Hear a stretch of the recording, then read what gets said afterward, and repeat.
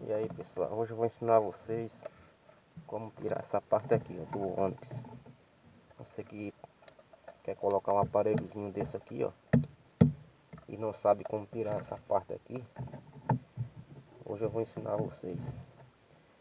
Primeiro você tira a tampinha daqui, né, que eu já tirei. Você pega aqui, ó, com as duas mãos aqui, ó, forçando do lado e puxa. Tá vendo? Isso aqui é só de encaixe. Mesmo jeito do outro lado. Só puxar, certo? Aí vai ter dois parafusos aqui, ó. Um aqui, outro aqui e outro aqui, que eu já tirei para facilitar o vídeo.